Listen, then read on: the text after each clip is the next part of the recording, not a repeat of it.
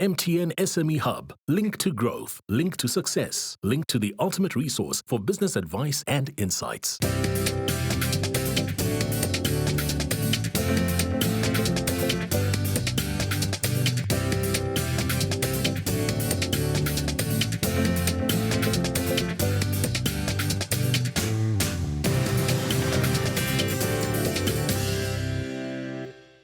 Welcome to the Big Small Business Show, the show for all our wonderful entrepreneurs out there. And today we are talking money, we're talking finance, we are talking the thing that we go to work every day to try and make. But sometimes in order to make money, we need money.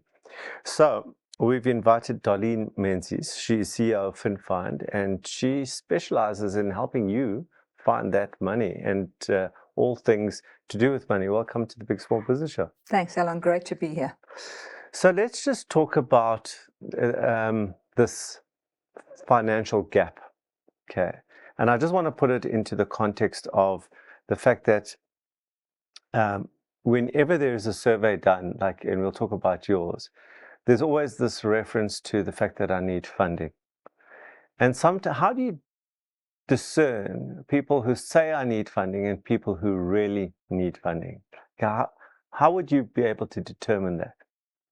So I think, look, in a survey context, they look at the gap is determined by how many people are looking for funding and how many are not able to get funding. Yeah. So within the pipeline of those businesses that are applying, there's a plethora of different issues.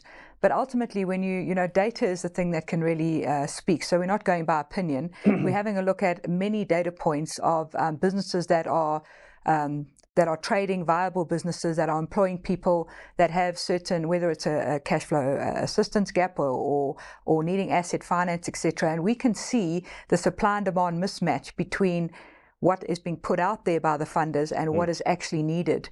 And so when it comes to, should those businesses really be applying for funding, there's so much, in across the incubator and different environment to say, there's ways of managing. Are you asking for early discounts so that you can get money in if you're in a cash flow, some kind of a bridging gap? How are you managing your actual business? But I think when it comes to, there are real stats as to how many people are needing funding and how much funding is getting to them, and also those that are applying are only getting 32 cents in the rand. So we've got all of those stats. And what is the friction? Because this gap has been there for a long time, for decades, right? And even I would say it's not just a South African thing; it's a global thing.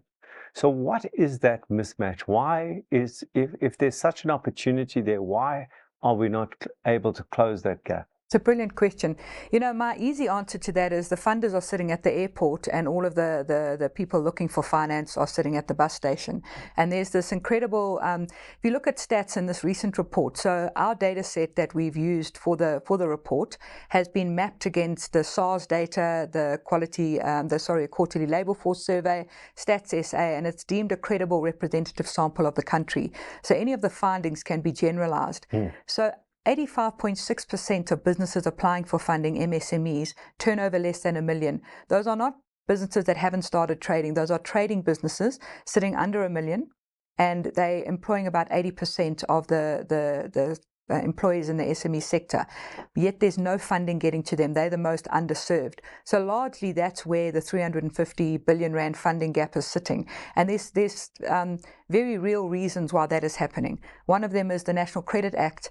The National Credit Act looks after consumers, natural persons, but it also includes businesses, juristic entities turning over less than $1 million. And having included them within that, what actually happens is they are viewed as consumers. So affordability assessments and different things that are needed, banks struggle to fund that market. They see it as very risky. But the major problem is there's no business credit data in South Africa. So if you as a lender want to lend to an individual person, you can go to a credit bureau, have a look how much credit they've got. Are they repaying it in a good way? Look at their pay slip. Is there a gap for them to extend more credit? there's no business credit data in South Africa. And so if you as a lender have no view or line of sight into that business, and unfortunately those businesses turning over less than $1 million aren't funding ready. They don't have financial record keeping.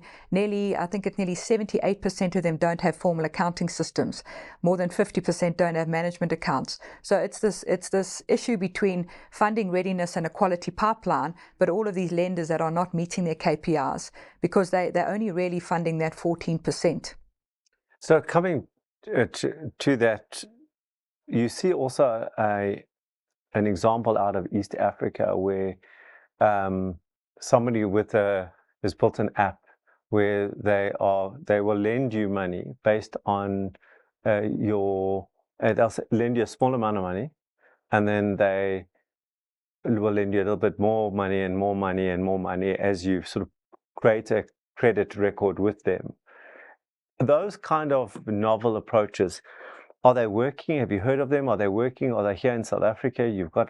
I see every day on Facebook or social media, on Instagram, people are always saying, do you want money? Do you want money? And the banks are asking me if I want money. But are you saying the problem is they're asking me if I want money and they're not asking them if they want money? Well, I suppose, so let's have a look at digital footprint. People with point of sale systems, the providers that have given those devices to them can look at their transactional history, and off that can build credit scores based on that. What we actually need for the whole country is open finance regulation. So right now, what does that mean? So open finance or open banking means the data that you as an individual or as a business owner, the data belongs to you. You are the data subject. The data holders, though, are the banks with all our banking transactional data, the point of sale people, the telcos. Now, the difficulty is because you can't give financial records, you don't have management accounts, etc. If a lender had access to your transactional data, like you're saying in a small way, an app with one provider, if there was a base that said, here's the transactional data of this business, then credit bureaus could actually build alternative data scores based on that, and funding could fly out. Now, the problem is we don't have regulation. We have a development framework of regulation through the FSCA and the SARB. So what we're pushing for is to say, the Access to Personal Information Act says that you're the data subject. If you give consent, that data must be given.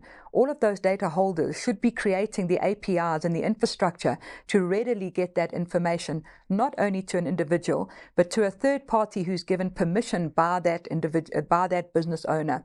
Because we're sitting on two sides of the divide. Will we ever get small business record keeping in a place where if you asked them today, they could give you management accounts?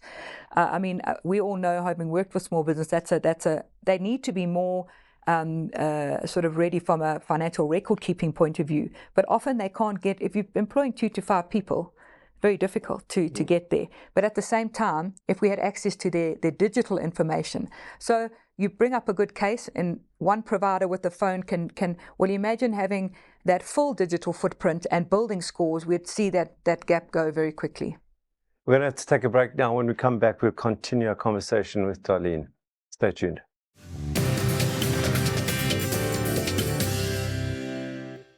MTN SME Hub, link to business success.